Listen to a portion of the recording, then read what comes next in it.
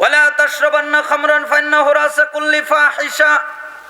4, তোমরা নিষাদের দ্রব্য পান করবা না। বিড়ি, সিগারেট, গুল, জর্দা, তামাক, ইয়াবা, হিরোইন, ফেন্সিডিল, মদ, গাঁজা, ইয়াবা এগুলো পান করবা না। কেন? এগুলো সমস্ত অশ্লীলতার মূল। এগুলো পান করলে বিবেক হারিয়ে যায়, বুদ্ধি হারিয়ে যায়। কিভাবে? যেই ছেলেটা মেয়েদেরকে ধরে ধর্ষণ করে, যেই ছেলেটা সমাজের ভিতরে অন্যায়, অস্থিরতা, অশ্লীলতা তৈরি করে, যেই ছেলেটা অন্য মানুষকে অন্যায়ভাবে হত্যা করে, অন্যায়ভাবে রক্তপাত করে, সমাজের ভিতরে ফ্যাসাদ তৈরি করে, আপনি খবর নিয়ে দেখেন ওই সমস্ত ছেলেই নিষাদার দ্রব্য পানকারী। কেন?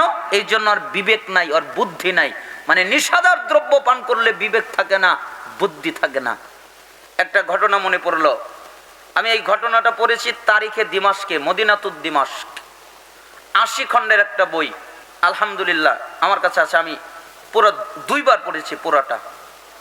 তো ওইখানের মধ্যে আমি একটা কাহিনী পেয়েছি যে, ও আরো সহজ করে দেই, আপনাদের যাদের বাংলা হাদিস অ্যাপস আছে তার মানে বইয়ের মধ্যে হারাম হালাল একটা অধ্যায় আছে, তার মধ্যে হারাম হালাল নামে একটা বই আছে। মুস্তাফিজুর রহমান বিন আব্দুল আজিজ মাদানী তিনি বইটা লিখেছেন। তিনি এই একই ঘটনা নিষাদার দ্রব্য অর্থাৎ মদ পান এই অধ্যায়ের মধ্যে এনেছেন।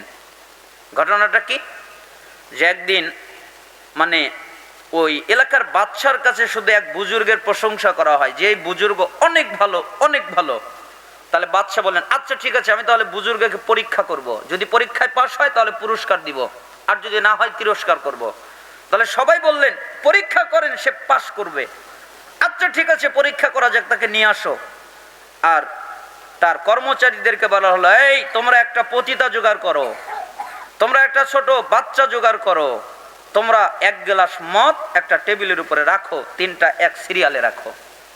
তাই করা হলো। তখন ওই বুজুর্গকে নিয়ে আসা হলো। এরপরে বুজুর্গকে বলা হলো যে, হে আল্লাহর ওলি, বুজুর্গ মানুষ, আপনি শোনেন, এই 3টা আপনি যদি করতে পারেন তাহলে ভালো, আর যদি না করতে পারেন তাহলে যে কোনো একটা করবেন, তাও ভালো, আর যদি তা করতেই না পারেন তাহলে আপনাকে হত্যা করা হবে। তখন ওই বুজুর্গ বলল, আচ্ছা ঠিক আছে, কি করতে হবে বলেন। 1, আপনি শিশু বাচ্চাটাকে হত্যা করেন। কি ব্যাপার, আমি শিশুকে হত্যা করবো? এটা হতে পারে? এত বড় পাপ আমি করতে পারবো না, আপনি আমাকে মেরে ফেলেন, কিন্তু আমি এই পাপ করব না। আচ্ছা ঠিক আছে, তাহলে এই পতিতার সাথে তুমি ব্যভিচার করো। আরে এটা তো আরো কঠিন, আমি কিভাবে করব?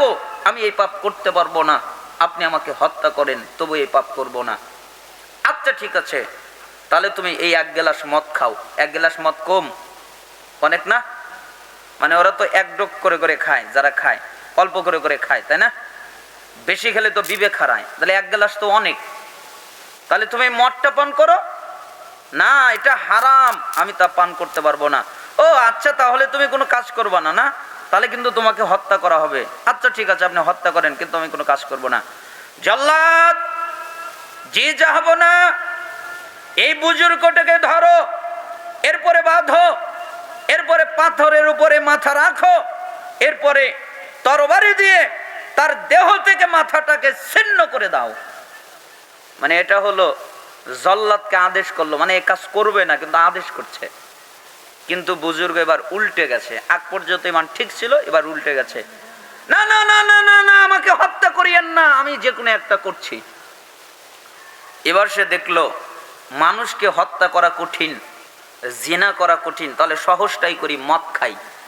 এই জন্য সে 1 গ্লাস মদ পান করলো। যখন মদ পান করলো তখন তার বিবেক হারিয়ে গেল, জ্ঞান হারিয়ে গেল, বুদ্ধি হারিয়ে গেল।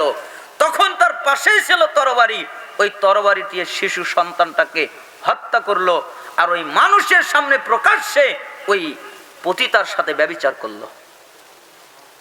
তার মানে মদ পান করলে বিবেক থাকে না, বুদ্ধি থাকে না, জ্ঞান থাকে না। নিষাদার দ্রব্য এত খারাপ, এত জঘন্য, এত জটিল, কঠিন অপরাধ। আমি একবার আমার নানার বাড়ি বেড়াতে গেছি, মজার ঘটনা। তে আমার নানার ভাই, আমার নানা ডাক্তার মানুষ, নামাজি মানুষ। তো আমার নানার ভাই আছে, ও হলো এলাকার মোড়ল, মোড়ল বোঝেন? মানে আমাদের ওই নানার বাড়ি ওই এলাকার প্রধান, মানে বিচার কাচার করে, মানে বৈধও করে অবৈধও করে, বিচার করে। তা আমার নানা একদিন আমাকে ডাক দিলেন, মানে চাচতো নানা, আমার নানার ভাই। বাসার, জি শোনো তো। আমি তার কাছে চলে গেলাম, সালাম কালাম দিলাম। এরপরে এমন ঘেরান পেলাম, তার মানে আমি বুঝতে পেলাম যে কত যে জর্দা খাইছে আল্লাহ জানে। তখন আমার নানা, ওই পাশ দিয়ে একটা ছেলে যাচ্ছে, ছোটবেলার সাথে আমরা খেলেছি, মানে আমাদের আত্মীয় হয়, নানার বাড়ির আত্মীয়। তখন আমাকে বলতেছে, এই ওর সাথে মিশবা না, বাসার দেখো তো, চেনো না? চিনি, তোর সাথে কত খেলছি, ওর সাথে মিশবা না। কেন? ও সিগারেট খায়, ও খারাপ। তখন আমি মনে মনে বললাম, না না, ও সিগারেট খায় তাই ওর সাথে মেশা যাবে না, আপনার কাছেও তো আসা যাবে না, কারণ আপনি তখন জর্দা। কথা বোঝেন নাই? পরবর্তীতে আমি ধৈর্য না ধরে বলেই ফেললাম, যা যা হয় হবে। আলহামদুলিল্লাহ, ওই এক কথায় নানা ওই দিনই জর্দা ছেড়ে দিয়েছে।